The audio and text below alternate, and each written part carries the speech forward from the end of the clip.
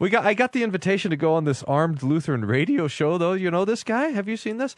There's two things that I would like to say that make me feel safe. Number one, the fact that there is a radio show called the Armed Lutheran Podcast somewhere in the world. That makes me feel safe.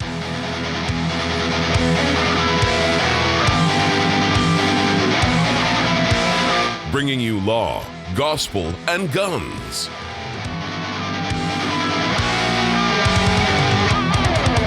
This is Armed Lutheran Radio.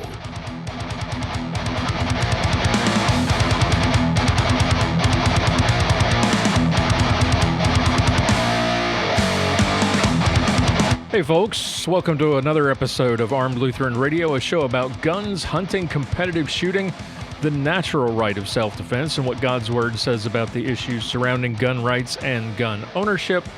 I'm your host, Lloyd Bailey, the Armed Lutheran, and this is episode number 429. Thank you so much for making Armed Lutheran Radio a part of your week again this week. Thank you to those of you who are longtime listeners and are back with us. And welcome to those of you who are new. Welcome aboard. Hope you will stick around, come back next week, and check out more Armed Lutheran goodness as well. This is supposed to be our online hangout week, but it hasn't worked out that way. Work has been kind of crazy for me, as I have mentioned in the past. We are wrapping up the year and trying to get a whole bunch of stuff done, trying to get all the big projects sort of out of the way before the end of the year.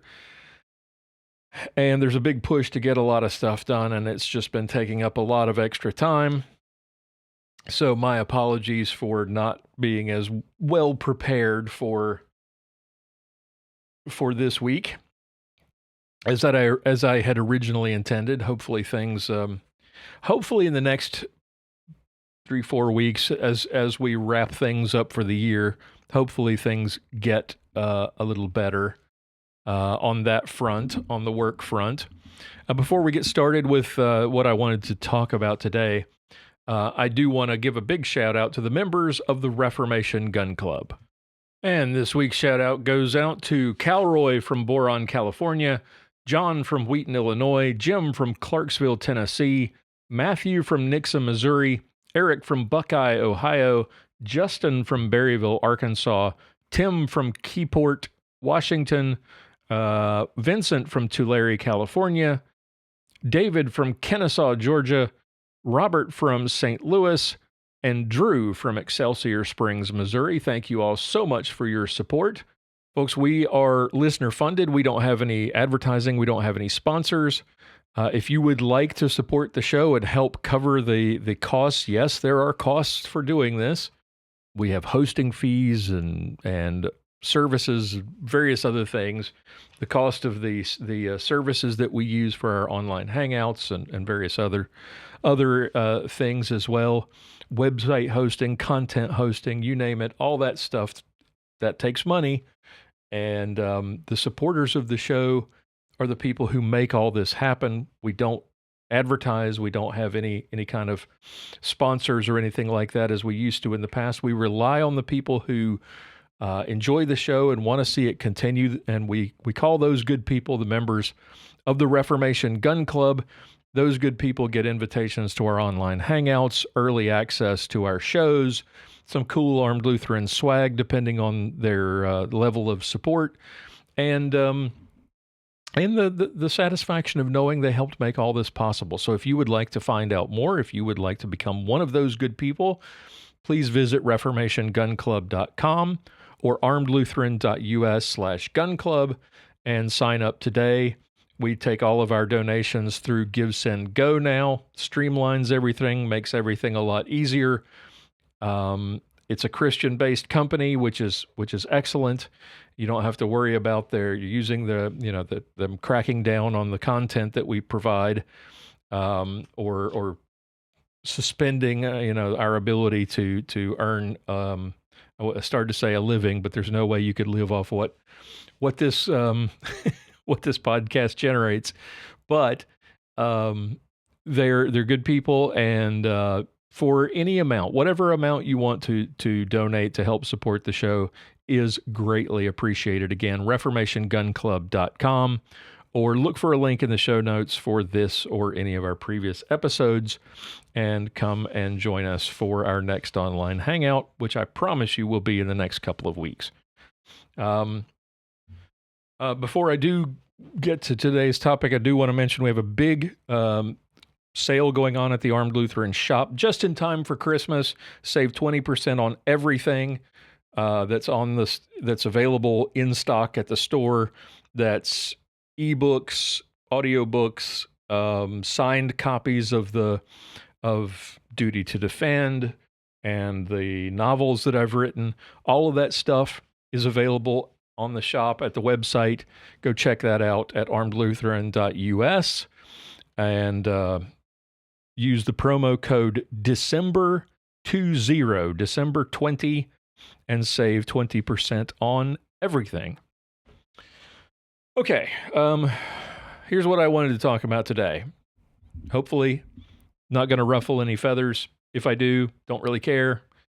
In case you missed it, this week, the CEO of United Healthcare, a man named Brian Thompson, was assassinated in cold blood out in the open on camera on the streets of New York City. There's surveillance video of the attack, which shows a man in a mask and a dark hoodie and a backpack emerging from the shadows behind the victim as he's walking down the street and drawing out a suppressed handgun and firing at least 3 rounds, stopping to re-rack the slide each time before turning and walking away. Brian Thompson, age 50, the CEO of United Healthcare, was in New York City for some sort of a conference. He was rushed to the hospital. He died of his wounds later that night. As of this recording, the shooter is still on the loose. There is a manhunt and a bounty available for anyone who provides information as to the identity of the shooter. There are surveillance cameras that caught him with his mask off, so there's no doubt he will soon be found. Apparently, he was using a fake New Jersey driver's license or ID in order to book a room at a local hostel near where the shooting took place. So he'll hopefully, by the time you hear this, he will have been caught. And much has been said of this tragedy. And from the gun side of it, it's been interesting. Some people were messaging, for example, Ian McCullum over at Forgotten Weapons, and suggesting that the guy was using a well rod, which he wasn't. It clearly was not. Some have said that the shooter didn't really know what he was doing, because the gun appears to jam every time he fires, and he's forced to re-rack the slide. Police are saying, however, that he appears to be proficient in firearms handling, because he was able to quickly clear malfunctions, apparent malfunctions that on the video, chambering a new round and then firing again. I don't know. I'm not sure from what I've seen. The racking of the slide could indicate a couple of things. Either the suppressor is homemade. That's a possibility. Could be poorly mounted. Could be the ammo's not suitable for use with a can, and so the slide is failing to reciprocate with enough force to chamber a new round, and it's getting jammed. I can't really tell from the video whether it's actually a malfunction, whether it's a failure to extract, or whether it's just not cycling properly and he's having to manually cycle it. That was what some people were thinking, indicated it might have been a well rod, which makes no sense why somebody would take a rare World War II assassin's gun to shoot a CEO on the streets of New York City is a little out there, but anyway, it could be that he knew exactly the limitations of the suppressor and he practiced with it beforehand, so he knew that he had to rack the slide each time. But shooting this guy at close range 3 times, he still only managed to hit him twice, and once was in the leg. And at that range, if you've seen the video, at that range with a handgun, someone who's experienced with handguns should have hit the target and killed him on the spot. I'm not suggesting that would have been a good thing. I'm just saying a more experienced shooter would probably have hit him in the head at short range, at close range. He didn't. So my guess is that he's probably some punk lefty activist who never really spent a lot of time around a gun, probably didn't have a whole lot of experience shooting a gun with a suppressor. Maybe the suppressor was probably homemade, which caused the gun to jam or to only cycle once each time he pulled the trigger. I don't know. But the killer left behind, apparently, this has been confirmed some places and not others, or reported some places and not others, that the shell casings were inscribed with the words, "Deny, defend, depose," which critics of the health insurance industry have claimed are tactics that health insurance companies often use to avoid paying claims. The shooter didn't rob the victim either, so based on that evidence, it looks to me like this was simply, as the police have said, a targeted attack. The shooter is someone who or knows someone or cares about someone who's had a claim denied by United Healthcare, or they're just a lefty activist who sees himself as doing his part to strike a blow against corporate greed, or both. And the left's response to this has been predictable. The people like Taylor Lorenz, who is an absolutely despicable person, have written things similar to, "Oh, it's terrible that what happened, but corporate greed," etc., etc. And Ben Shapiro's podcast, he pointed this out on Thursday, and that's not really surprising. The left so hates corporations, especially insurance companies, that they're willing to excuse the murder of an American citizen on the streets of an American city because he had it coming to him. Because greedy insurance companies are killing people, because they're denying claims. Look, I've got my own problems over the years with insurance companies, but let's face it, you don't have a right to health insurance. I would much rather we did away with Obamacare. I curse John Roberts on the Supreme Court for allowing Obamacare to continue, because what we need to do is split insurance from employment so that people can choose their own insurance. They can choose what's right for them. They can pay as little or as much as they want. They can get the benefits that fit their needs. They can change companies when they want. But because it's tied up in government and employment, you don't have a whole lot of choices. Even with Obamacare in place, you do still have a right to change your employment if you're not happy with the benefits that your employer provides.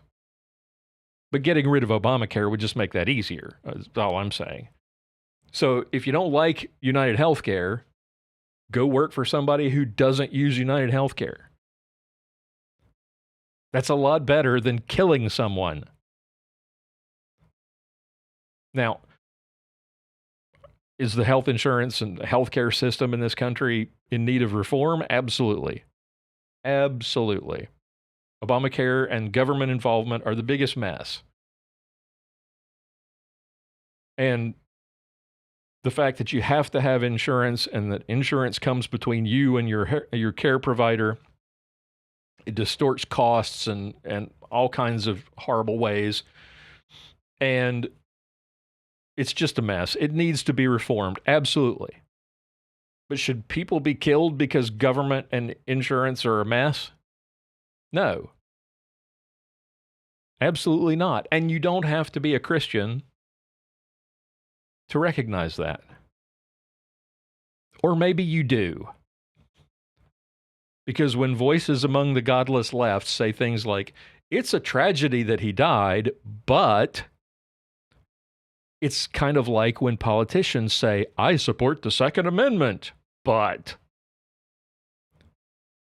The but simply means that you can disregard as a lie everything that preceded the word but, because the politician does not really support the Second Amendment.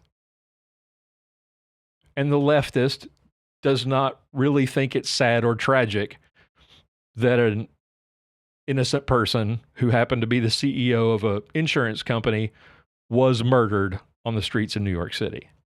It's that simple. And that's to be expected from the left, unfortunately, in this country, with a moral framework that is centered around government instead of God and self.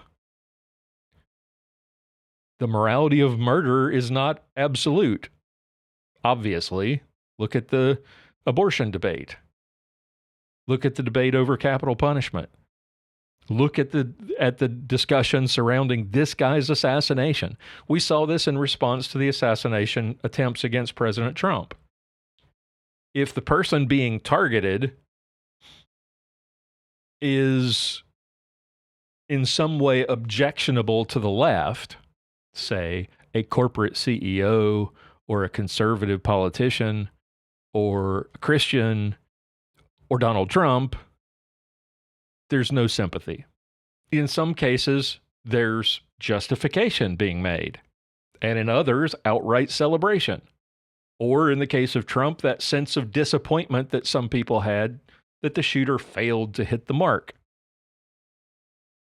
It's a pretty sad state that we find ourselves in America today, morally, that life has so little meaning or no meaning unless that life is on the correct side politically. But that's to be expected, unfortunately. And what has troubled me more than the reaction on the left is the reaction of some on the right. And especially in the pro-gun community. My response when I first heard about this, and the fact that the guy used a suppressor, was, oh God, here, this is going to be used as an excuse for gun control. We're never going to get the Hearing Protection Act passed. This is going to be an argument against the deregulation of suppressors, that sort of thing. But what I didn't expect was social media on the right and news on the right even making fun of this man's death. Posting memes suggesting that the man's acute lead poisoning claim would be denied by his insurance company. Or how, unfortunately, the hospital he went to, and subsequently died in, by the way, was out of network. Now, you can argue, well, those are just memes, it's just dark humor. Yeah, but it's not. It's more than that. There was mixed in among what I've seen the same kind of, I'm sorry he was killed, but kind of talk.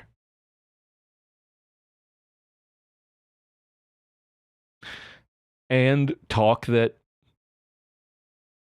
you're surprised that it didn't happen sooner, or that insurance companies should be scared that it's a good thing that insurance companies are concerned after this man's murder, or that maybe we need to share, as Taylor Lorenz did, the personal information of other insurance CEOs, so as to suggest that maybe those people should be murdered as well. And some of that kind of thing is coming from the 2A community, by the way. And I got to tell you, that's a pretty awful look. Say whatever you want about government, about politicians, about corporations that may have wronged you, the CDC, Anthony Fauci, Big Pharma, health insurance, whatever. Say what you will about those people. Cheering or laughing at somebody's death is pretty low. And even right-wing media has been piling on with suggestions of scandals surrounding this guy, or some sort of impropriety in his personal life or his work life. And even if any of that stuff is true, publishing that kind of stuff, and this has been done by right-wing publications, even if that stuff is true, that publishing it now, why weren't you publishing it a month ago? Why are you only publishing it now? Because what you're doing now subtly suggests that maybe his death was somehow warranted. Even when we talked about some of the worst people on the left, like Dianne Feinstein, or I can't remember the lady, the one who wore the doily around her neck. I can't remember her name. She had the 3-letter acronym. I don't care. It doesn't matter. When those people died, we didn't cheer because they died. We shouldn't have. You absolutely should not be cheering people's deaths. You can't call yourself a Christian and do that. Cheering for someone's death because you don't agree with them politically, because they oppose the Second Amendment, or even if they're criminals, it's pretty sick. Now, you can point out the truth that a criminal like, say, Michael Brown or Trayvon Martin got what was coming to them because, live by the sword, die by the sword kind of thing. Or you can sort of ironically say, well, that's what happens when rich liberals in Hollywood have their gated communities invaded by armed thugs. But you should never celebrate someone's injury or death. In the case of Michael Brown, Trayvon Martin, and those sorts of people, those are lives that were wasted. Those are tragedies. It's totally predictable, but it's still tragic, because that is not what God wants for our lives. God didn't create us to be thugs and to die in the streets at the hands of a police officer or an armed citizen committing crimes. In the case of CEO Brian Thompson, no matter what might be going on in his personal life or at work, there's no justification for murder, and there's no reason we should be laughing or celebrating it, or suggesting that other CEOs need to look out. No matter what gripe or grievance you might have with a company, killing their owner or their CEO, their employees, that's not the answer. We as gun people sit back and talk about how terrible these things are, especially because they end up being used as excuses to push gun control. But then when it happens to somebody like CEO of an insurance company, oh, well, got what's coming to him. It's terrible, but as citizens, we do not have the vocation of judge, jury, and executioner. And the more we normalize that kind of thing, and justify it in some big or small way, We're just moving the ball down the field further and further away from the ideals of our founding and closer to the chaos of the third world. Lord help us all. If you are among the people who has joked or laughed about the murder of this man, I don't care what he's done. I don't care whatever he might have been doing in his private life. I'm not going to sit here and say, well, because of that, he deserved to die. Or it's a tragedy, but, he was doing X or doing Y, or he was greedy, or he was rich, or the company was whatever. Doesn't matter. We either have morals and principles or we don't. And more, it looks like we don't. Even among those of us who claim to be law and order, back the blue, Second Amendment folks. It's a really bad look. It needs to stop. We're better than that. Lord help us all. Okay, rant done. I just wanted to get that off my chest for this week. If you have any comments or any questions, if anything I said pissed you off, let me know. Don't really care, because you're wrong. If you're going to sit there and celebrate and justify, if you're one of these people who's going to come back to me and say, yeah, it's tragic, but don't even bother, because you're wrong. But I would like to hear if you have a constructive comment or thought about this topic. Not about insurance, not about the healthcare system, not about how screwed up it is or what we need to do to fix it, because we all know it needs to be fixed. But if you have any thoughts about this particular man's tragic death, aside from saying it's tragic, but please visit the feedback page, armedlutheran.us/feedback. Love to hear from you. Tune in again next week, episode 430. Hopefully will be an online hangout. I need to look at the calendar. But for those of you who are members of the Reformation Gun Club, it's either going to be this coming week or the next. The fact that we're in the middle of Advent kind of makes things tricky. A lot of our fans and members are good old church-going folk and pastors among them, including our own Pastor John Bennett, who now has to work 2 days a week instead of just one. So fitting in another night to be away from family might be a little tricky. Stay tuned. Check the Facebook page. Keep an eye out for announcements upcoming. Hopefully we will get our online hangout next week. If not, it will definitely be the week after, the week before Christmas. So until we meet again, keep shooting, keep praying. We'll talk to you next time. For show notes, be sure to visit our website at www.armedlutheran.us. Check out the Facebook page, The Armed Lutheran, or join our Facebook group, Fans of Armed Lutheran Radio. If you like what you hear, please leave us a comment on our feedback page at armedlutheran.us/feedback or a review on iTunes and let us know what you think. Thank you for listening to Armed Lutheran Radio, a member of the Self-Defense Radio Network.